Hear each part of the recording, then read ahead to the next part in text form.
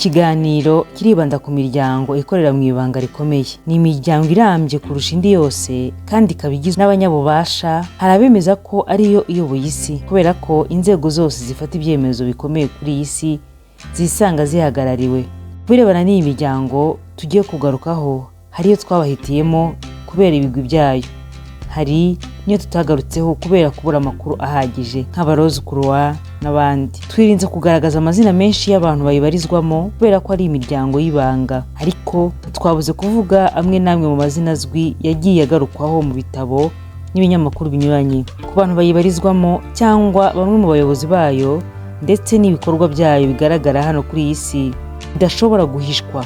Urugero ni nk'inyubako zo muri Amerika zashyizweho n'abaframaso bakazivana mu Bufaransa bakazishinga muri Amerika, abatangije intambara zahanganishije abakristo n'abayisilamu n'ibindi.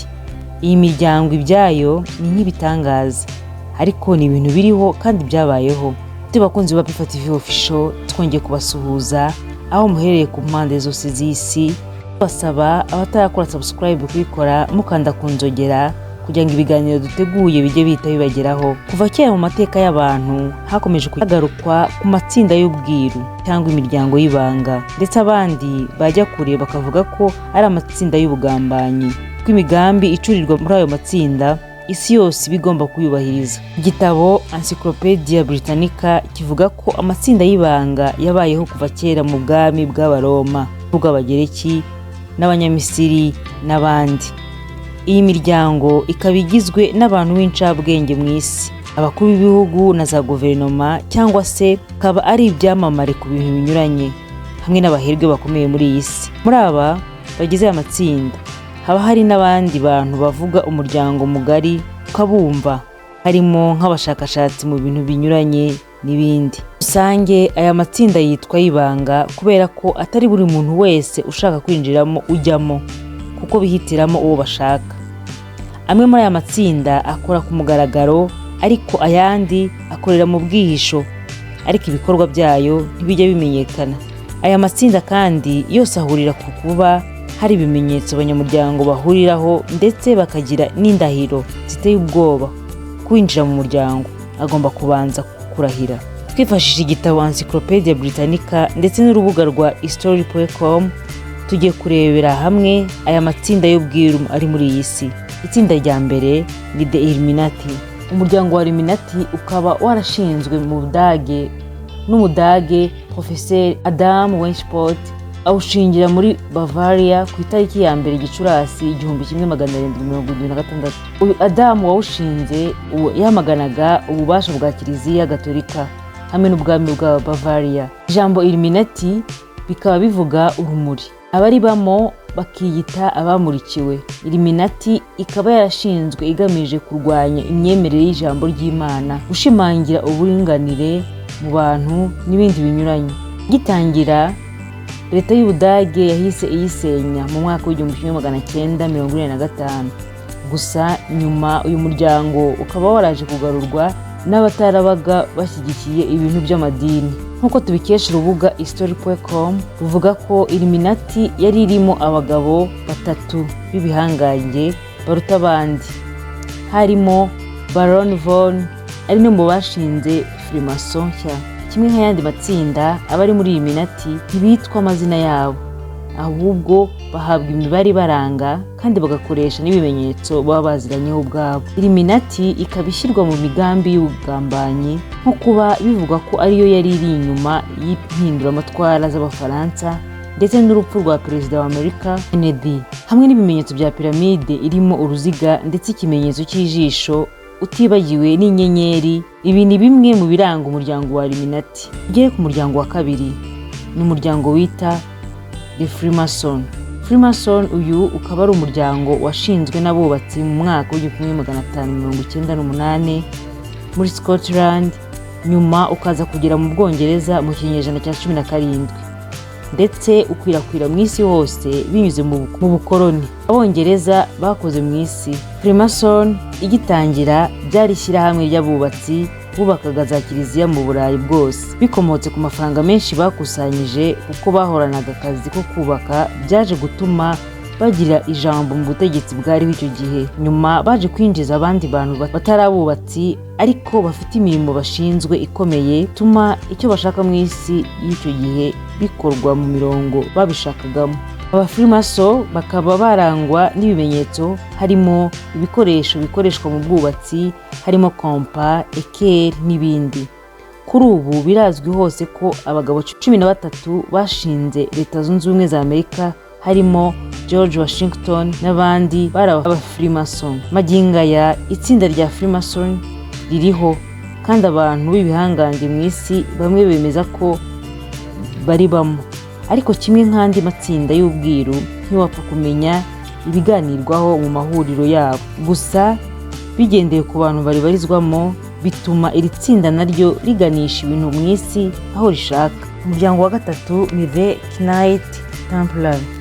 The Knight Templar, aba bari abarwanyi bari bashinzwe guherekeza abakristo bajya mu ngendo nyobokamana i Yerusalemu mu gihe cy'intambara zahuje abakristo n'abayisilamu, iziswe intambara z'imisaraba. Muri rusange bari abarwanyi ba Kiliziya Gatolika. Uyu muryango ukaba warashinzwe mu mwaka w'118 ushinzwe n'Umufaransa Hugues de Payens.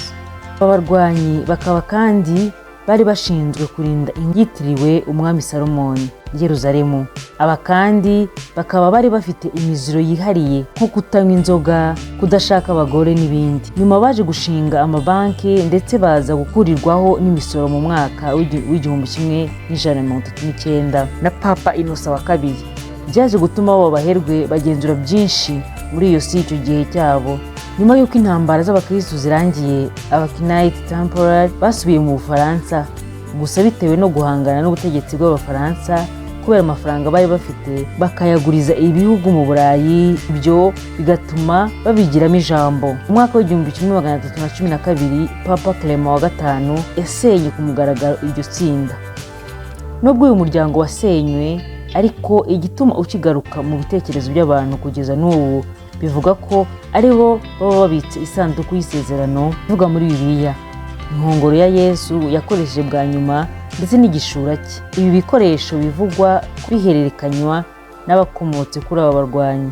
Kimwe mu bimenyetso by'aba Knight harimo umusaraba ugeretse hejuru y'undi. Iki kimenyetso na n'ubu kigenda kigaragara gifitwe n'amashami menshi akomeye y'ubucuruzi mu isi. Abakurikirana bakemeza ko nubwo uyu muryango wasenyutse, ariko n'ubundi wakomeje kubaho, ari nayo mpamvu tugenda tubona ibimenyetso byawo nk'ibimenyetso by'umusaraba n'ibindi. Umuryango wa kane ni Skull and Bones. Itsinda rya Skull and Bones cyangwa se agahanga k'amagufwa ugenekereje mu Kinyarwanda ryashinzwe mu mwaka w'1832, ushingwa na William Houston Russo muri kaminuza ya Yale mu New Haven.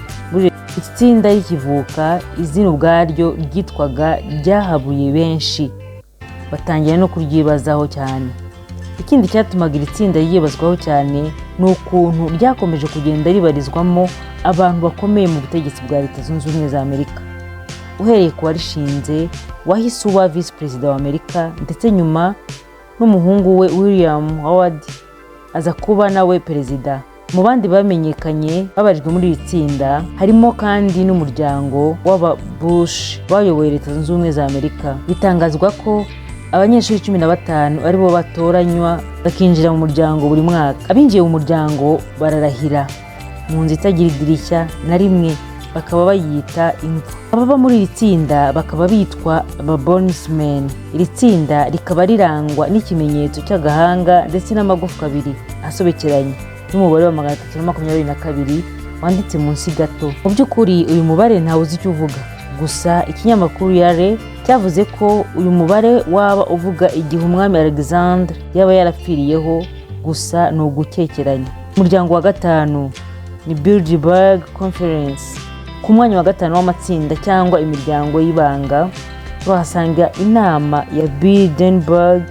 Iyi ikaba ari inama ihuza abanyapolitike bakomeye bo mu Burayi ndetse na Amerika ruguru. Iyi nama kandi yitabirwa n'abandi bantu b'ibikomerezwa mu ngeri zose, harimo abacuruzi bakomeye, abahanzi n'abandi banyuranye, ariko bakomoka muri ibi bice twavuze haruguru.